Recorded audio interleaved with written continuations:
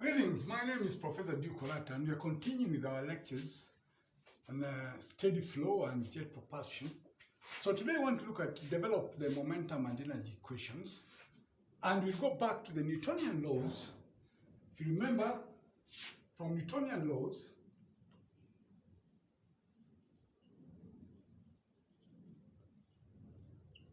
we said that force was equal to mass times acceleration. And so when you look at this classical equation in mechanics, you can actually break it down further, because you know that acceleration is the rate of change of velocity. And anytime, like I've already told you, as in each of the lectures, anytime we talk about rate, remember the element of time is there. So if you remember that acceleration is the rate of change of velocity, where A is acceleration, V is velocity, and of course T represents time. And so this particular equation, we can recast it. We can recast it and now say that force then is mass, therefore force is mass that change velocity with time. And this is a very straightforward expression which you can rearrange easily so that it can take the format d of mv dt. And this is very important. This is the momentum equation. This is the momentum equation. Very, very important.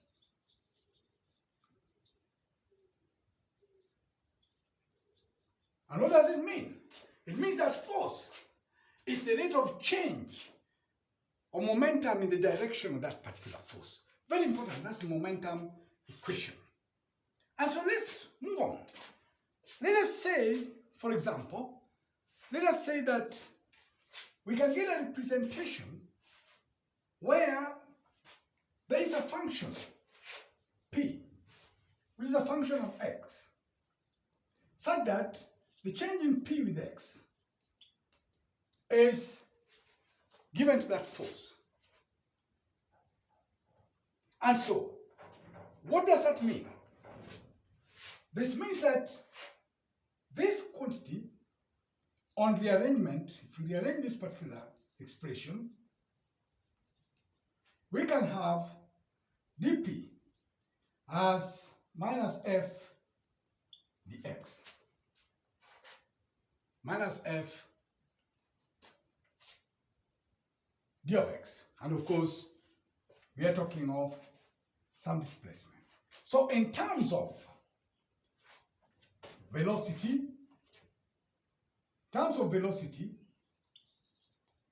and makes things a little bit easier, that is v is dx over dt. Velocity is the rate of change of distance with time. Distance with time. And so if we make minor rearrangements, this particular expression can make minor rearrangements, this particular expression, making dx the subject, so that you can plug it into this particular equation and integrate so that you get the expression here. We have dx, where dx is simply v dt. So if we take that particular expression and plug it in here, if we plug it in there, then our lives become a lot more simpler as we head towards developing what we want as our energy equation. We have seen the momentum equation, so we want to look at the energy equation. And so if we do that, then we have dp. Therefore dp will be minus f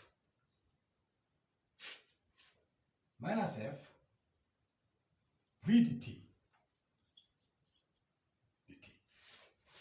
But remember, from the Newton's second law, we know force is mass times acceleration, and we have also crafted it to show that that force is the rate of change of momentum. So if you plug in the Newtonian law, then, so substituting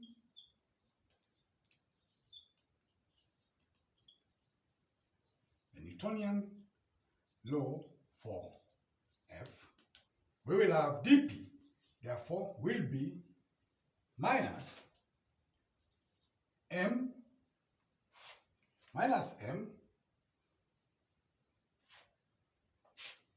dV dt. Remember that. Times V dt. And so, remember, we have our dP is equals to minus F dx. And we have gotten dx is V dt. And so what do we have here? Of course, let's cancel. So we have dP as being equal to minus m V dV. So if you integrate this particular quantity, that is on integration, within some limits, let's specify the limits and say that we are considering some state point represented by plane 1 to plane 2. We are going to see that in a short while. So that our limits are from some plane 1 to plane 2. Integration within the limits 1 to 2, presenting planes. We are going to see that in a short while. Then what are we going to have? Let's see what we'll have here in that particular case. So if you integrate these quantities, so we'll have 1, 2, dP is minus mv dV 1, 2. The mass constant. And so we are going to have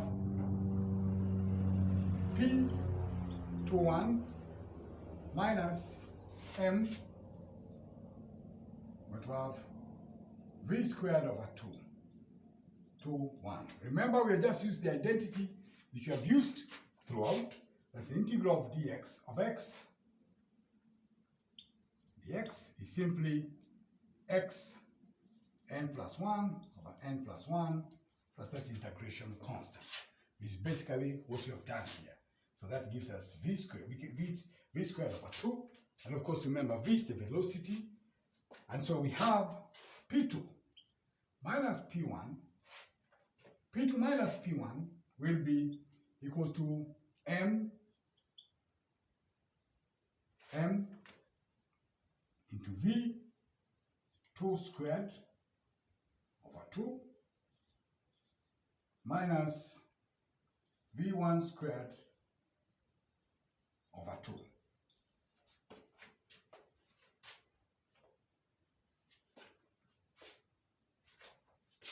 So, if we take that negative side, the other side, taking care of the negative sign there, taking care of this negative sign and rearranging this expression here. So, on rearrangement, we end up with the expression P2 plus mv2 squared over 2 is equals to P1 plus mv1 squared over 2. This is a fundamental energy equation. And it remains constant. It remains constant. In other words, we can recast it and say that P plus mv squared over 2 is a constant. There's an energy equation. So now we have seen the momentum equation, and now we have seen the energy equation. Now this quantity P is the potential energy, normally. It's the potential energy. And so, as potential energy, if we assume that the force is purely gravitational force, if we assume that purely the force is gravitational force, which of course is constant. If F is equal to minus mg, which is a constant, remember that's the gravitational force, then that expression which we had, that is dp over dx is equal to minus f, or dp is equal to minus f dx. So if we put in that element of the gravitational force, which is the one which you have chosen selectively, we don't want to look at the restoration force, for example, on a spring, which would have been F is equals to minus kx, where that is the spring stiffness. We don't want to look at that, but you can also work with that and still get expression. We have just chosen to work with the gravitational force, which is constant. And so what do we have here? Then dp will be mg dx. Again, from plane 1 to plane 2, we will have P2 minus P1 will be equal to mg x2 minus x1. You can use that. You can also put in the one for restoration of a spring in there, and you get expressions. In place of f, just put kx, of course. If you use for this one for restoration, force in a spring,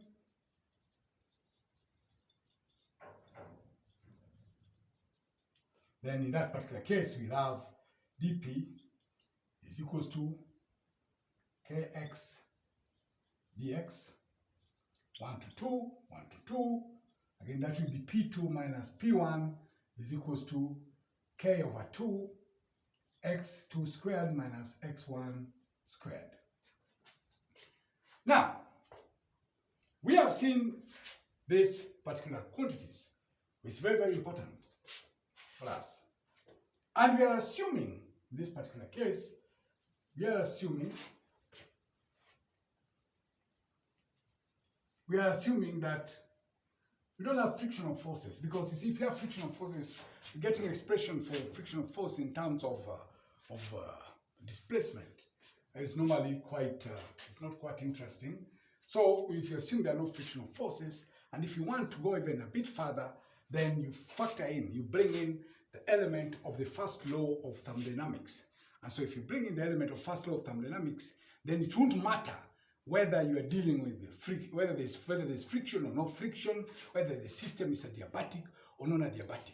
So you can look at our earlier lectures on steady-state flow processes, expression for steady-state flow, first law expression for thermodynamics for steady-state flow process. And you can factor in that if you bring it in that particular case, because remember, in that expression which we have for the steady-state first law of thermodynamics for the steady-state flow, we have dH, and we also have the expression for kinetic energy and potential energy. And don't forget that in the energy expression, which you said was P plus mc squared over 2 is a constant, this quantity here is the kinetic energy. Don't forget that, kinetic energy. And this quantity here is the potential energy. And remember, in the steady-state flow process, first law for steady-state flow, we have dH. We have enthalpy change, we have potential energy, and we have the kinetic energy, and that is given by dq plus dw. So when you are dealing with a adiabatic system, of course that will be 0 for a adiabatic system. So that if you don't want to be ensnared with friction and whether the system is adiabatic or not adiabatic, you factor in the first law. And remember, this is a adiabatic system. dH here, remember from Clausius inequality, we say that ds is greater or equal to dq over t. So if you constrain the system to constant pressure, then ds is greater or equal to constant pressure, then ds is equal to dq, constant pressure over t, and that will be dh over t. And so, when you're dealing with a case where you're dealing with a adiabatic system, then it simply means that dq is 0. So that this ds is 0, and therefore dh will be 0.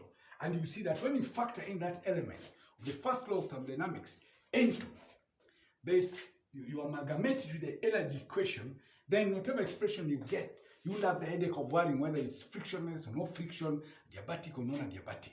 Otherwise, in the absence of that, then those are two independent equations, the energy equation and the momentum equation. And of course, that also has an advantage because you can use them in solving several things. Now, let us look at the application of the classic Newton law to fluid flow. So if you apply the second law,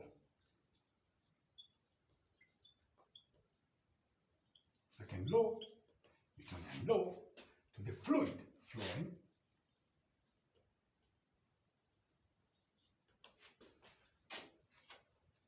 between plane 1 and plane 2. So let's just draw a system where we have plane 1,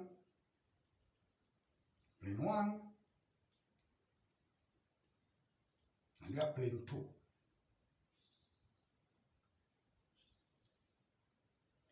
And let's talk of this elemental mass which we call dm. And let's look at the coordinates, the Cartesian coordinates. Let's look at the Cartesian coordinates here.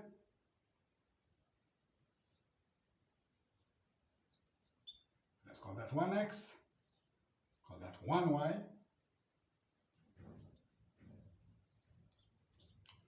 In that direction, plane 1. And so after some time t, let's say time dt, what is the new change? Still have our plane 1, plane 2,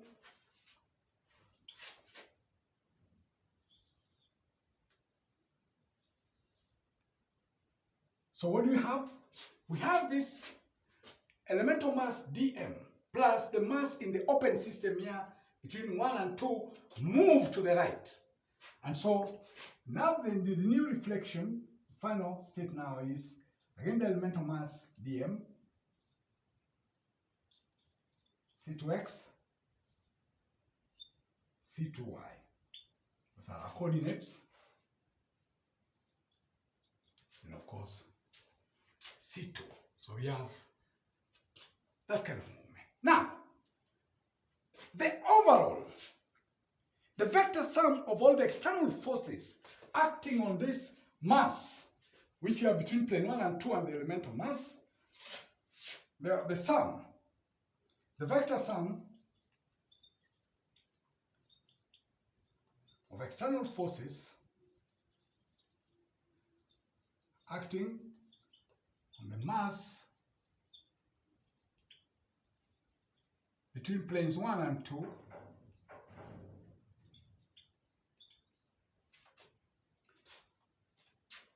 will be given by that sum. Of course, remember, we are deciding, we are making our lives easy. We are deciding that we are resolving those forces along the x and y axis, and we are not thinking in terms of force or momentum or velocity, which is perpendicular to the plane of this flow. No, we don't want to look at that. So we just resolve in the x and y directions. So what will we have there? So in that particular case, we will have that change, that is a little change of momentum, which you already have seen in the momentum equation, will be mass 1, 2, x plus C2x m minus m 1, 2x plus C1x dm. So you can see our axis, we have indicated them here.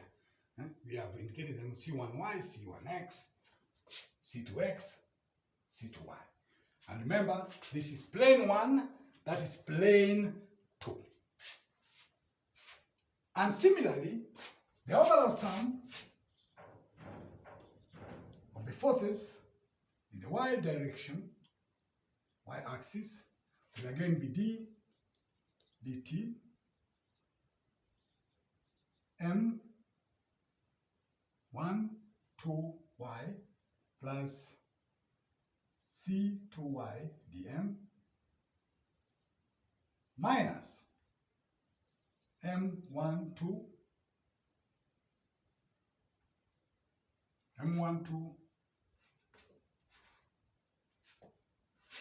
y, we have M12, then you have, of course, plus C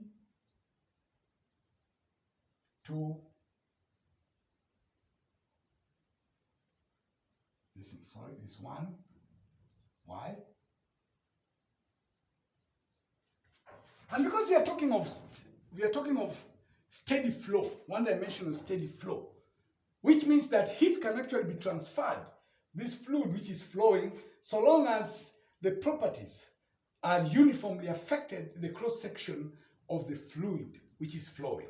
Uniformly across the cross-section, the properties of that fluid are affected uniformly across that cross-section of the fluid which is flowing in that duct.